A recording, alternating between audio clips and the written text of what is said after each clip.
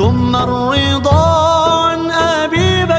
اور کل کی نصیحت میں ایک چیز تھوڑی سی اس میں غلطی ہو گئی تھی، وہ ذرا اس کی تصحیح کر لیجئے۔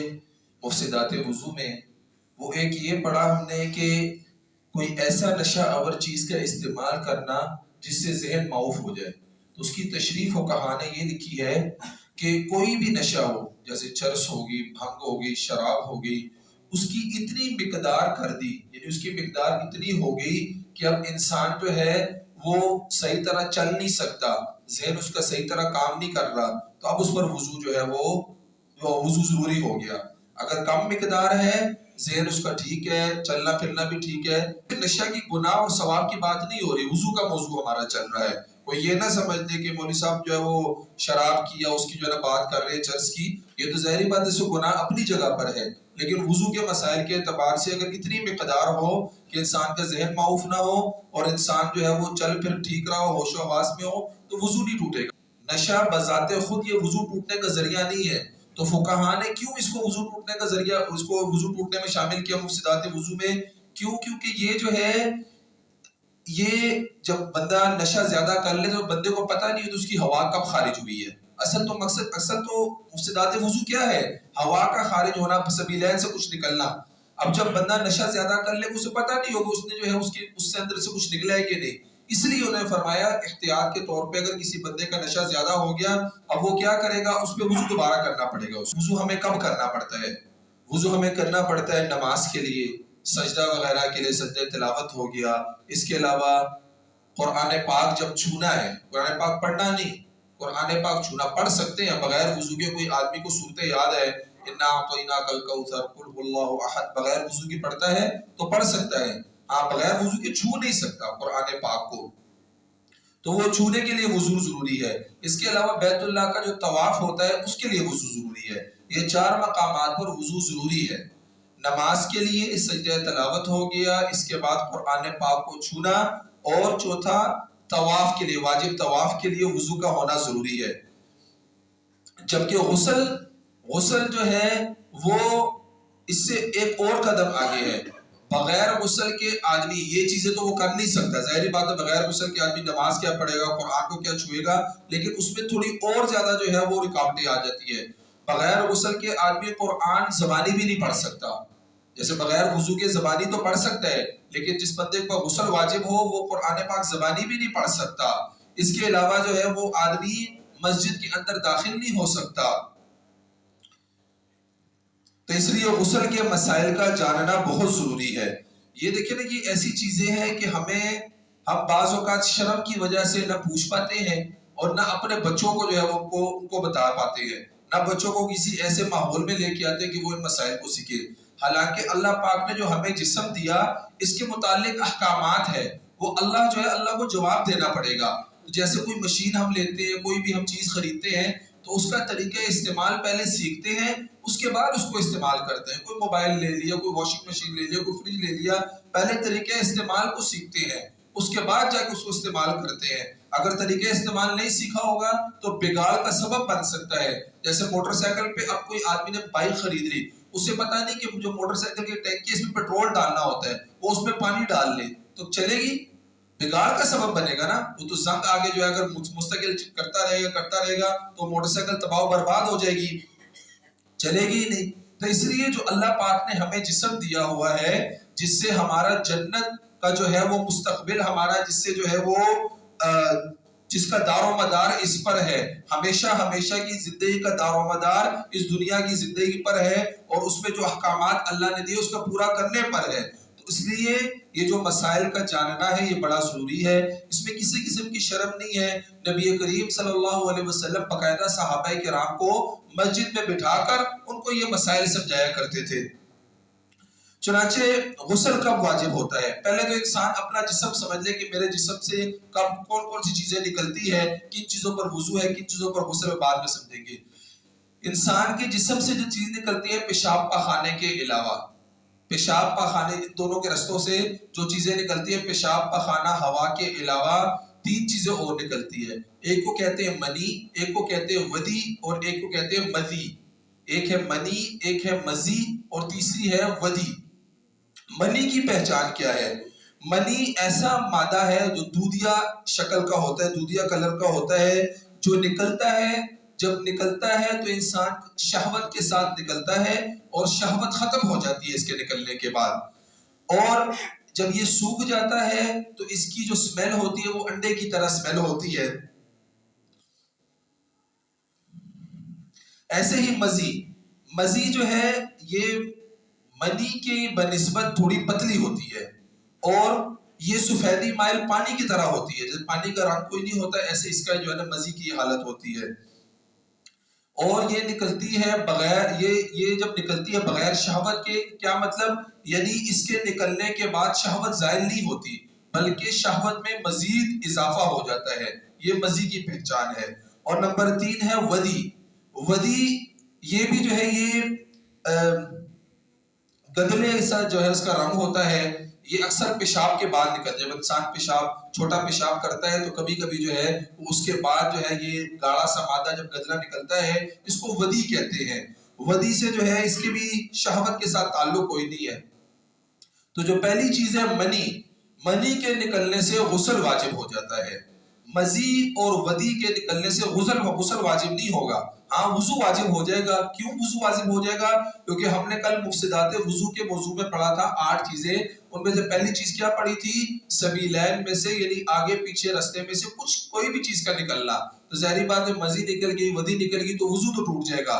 ہاں غسل کب جو ہے وہ واجب ہوگا؟ جب منی نکلے گی۔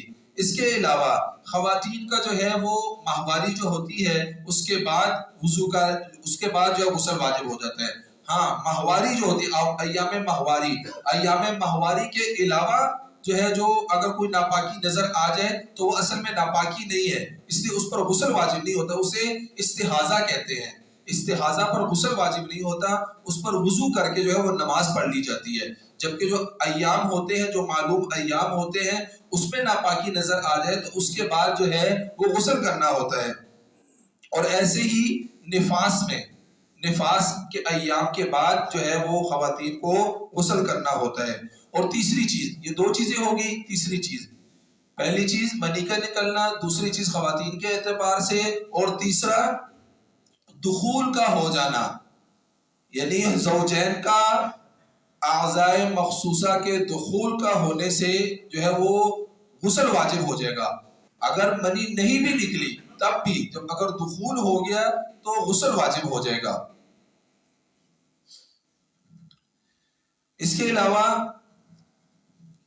ویسے اگر آدمی جو ہے وہ بوس و کنار کرتا ہے یا ویسے جو ہے وہ یعنی دخول نہیں ہوتا، دخول کے علاوہ جتنی بھی صورتیں ہیں اس سے جو ہے وہ غسل واجب نہیں ہوگا، تو یہ غسل کے واجب ہونے کی صورتیں ہیں۔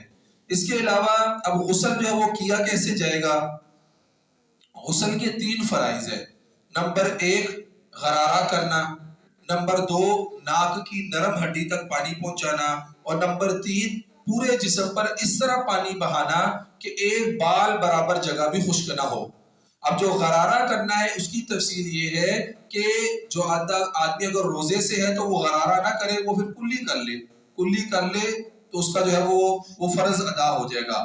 دوسرا فرض کیا ہے؟ ناک کی نرم ہڈی تک پانی پہنچانا، تو آدمی اگر روزے سے ہے تو اسے احتیاط کرنا چاہیے کہ ایسے نہ ہو کہ وہ پانی اگر کھینچے ناک سے تو وہ نیچے حلق کو نہ چلے جائے، روزہ نہ ٹوٹ جائے، تو اس لیے جو ہے اس میں احتیاط کی جائے۔ اور تیسرا جو ہے وہ جسم پہ اگر جسم کا ایک بال برابر جگہ بھی خشک رہ جائے گی تو انسان کا غسل نہیں ہوگا۔ مثال کے طور پہ کوئی پینٹ لگا رہ گیا، کوئی ایسی چیز جو پانی کو جانے سے ادھر رکاوٹ تھی تو آدمی کا غسل نہیں ہوگا۔ ہاں اگر کوئی آدمی غسل کر کے باہر نکلا، بعد میں پتا چلا میرا تو ادھر جو ہے وہ پینٹ لگی ہوئی ہے یا ایلفی لگی ہوئی ہے، اب وہ کیا کرے؟ اسے دوبارہ پورا غسل کرنے کی ضرورت نہیں ہے، وہ جائے اس کو کھرچ لے، صاف کر لے، اسی جگہ کو بس پانی جو ہے وہ لگا لے، غسل اس کا مکمل ہو جائے گا۔ تو یہ غسل کے فرائض ہیں۔ اب اگر کوئی آدمی جو ہے وہ فوارے کے نیچے کھڑے ہو جائے، اس پہ غسل واجب ہو جائے، وہ چلے جائے فوارے کے نیچے کھڑے ہو جائے، غرارہ کر لے، ناک میں پانی ڈال لے، غسل اس کا بہرحال ہو جائے گا، لیکن پورا ثواب کب ملے گا؟ پورا ثواب ظاہری بات ہے رسول اللہ صلی اللہ علیہ وسلم، یہ اس کا اپنا طریقہ ہے، فرض اس نے کیا لیکن کون سے طریقے پہ؟ اپنے طریقے پہ، تو اس پہ پورا ثواب نہیں ملے گا۔ ثواب کب ملے گا؟ رسول اللہ صلی اللہ علیہ وسلم کے طریقے پر کرے۔ اب رسول اللہ صلی اللہ علیہ وسلم کے طریقے پر جب کرے گا وہ کیا اس کا کیا طریقہ ہے؟ جب آدمی پہ غسل واجب ہو جائے تو انسان کیا کرے؟ جائے سب سے پہلے استنجا کرے، کیونکہ ہو سکتا ہے بعض اوقات جو ہے یہ جو قطرے ہیں ناپاک قطرے یہ رہ گئے ہو انسان کے عضو میں تو وہ عضو خالی ہو جائے۔ اس کے بعد انسان جو ہے جہاں پہ جسم پہ وہ لگی ہو تو استنجا کرتے ہوئے اس کو صاف کر لے۔ اس کے بعد جب آئے تو پہلے ہاتھوں کو دھو کر، اور جیسے وضو ہم کرتے ہیں وضو کر لے، وضو کرنے کے بعد جو ہے وہ پانی پہلے دائیں طرف سر پہ دائیں طرف بائیں طرف ڈال کے، یہ جو ہے سنت طریقہ ہے، مسنون طریقہ ہے۔ جو کپڑے ہیں، کپڑے کیسے پاک کرنے ہیں یہ ہم اپنے بچوں کو سمجھائیں۔ دیکھیں اگر ہمارے بچوں کو نہیں پتا ہوگا، ہمیں پتا ہے، ہمارے بچوں کو نہیں پتا، وہ کیا کریں گے؟ ظاہری بات ہے انہوں نے بالغ ہونا ہے، جب وہ بالغ ہو جائے ان کو پتہ ہی نہیں، ان کا قصور نہیں، ہم نے ان کو سکھایا نہیں ہے، اب وہی کپڑے جو ہے نا وہ لا کے واشنگ مشین میں ڈال لیں گے یا وہ دھونے کی جگہ پہ، اب اس سے کیا ہوگا؟ سارے گھر والوں کے کپڑے ناپاک ہو جائیں گے۔ تو اس لیے جو ہے ان کو بتانا ضروری ہے، یہ بچوں کی تربیت میں سے کہ ان کو فرض علم جو ان کو سکھایا جائے۔ تو اس کی کیا صورت ہوگی کہ کپڑے کے جس حصے پر جو ہے وہ ناپاکی لگی ہوگی تو اس سے زیادہ حصے کو جو ہے وہ پکڑ لینا ہے۔ یہ دکھائیے، اب دیکھیں یہ اتنی جگہ پہ اگر جو ہے وہ ناپاکی لگی ہے، کپڑے کی اتنی جگہ پہ اگر ناپاکی لگی ہے تو کیا کرے؟ احتیاط کے طور پہ اتنی جگہ لے لے، اب اتنی جگہ لے لے، اس کو جو ہے وہ پانی سے جو ہے نلکے کے نیچے رکھ لے یا جیسے بھی پانی میں کر کے اس کو جو ہے وہ اچھی طرح مل لے، مل کے پھر اسے اچھی طرح نچوڑ لے تاکہ پانی جو ہے سارا نکل جائے اس سے۔ دوبارہ اس کو جو ہے کوئی صابن وغیرہ اگر نہیں لگاتا نہ لگائے، دوبارہ جو ہے وہ پانی ڈال کر اس کو پھر ایسے جو ہے رگڑ لینا ہے، مل لینا ہے، ملنے کے بعد پھر اس کو جو ہے وہ ایسے نچوڑ لینا ہے تاکہ پانی اس سے نکل جائے، اور تیسری مرتبہ یہی عمل دہرانا ہے۔ اب جب یہ عمل ہو گیا اس کے بعد یہ کپڑے پاک ہے۔ اگر یہ آدمی یہی کپڑے پہن کر باہر آنا چاہے، یعنی اتنا حصہ گیلا ہوگا وہ بعد میں سوکھ بھی جاتا ہے، اگر وہی کپڑے پہن کر باہر آنا چاہے آ سکتا ہے، اس میں نماز بھی پڑھ سکتا ہے، مسجد میں بھی آ سکتا ہے، اور اگر جو ہے کپڑے بدلنا چاہے تو اب جو ہے وہ اس کے یہ کپڑے پاک ہے، یہ باقی کپڑوں کے ساتھ مکس کر سکتا ہے۔ تو یہ غسل کے حوالے سے مسائل ہے، کسی نے کوئی سوال کرنا ہو تو پوچھ سکتے ہیں۔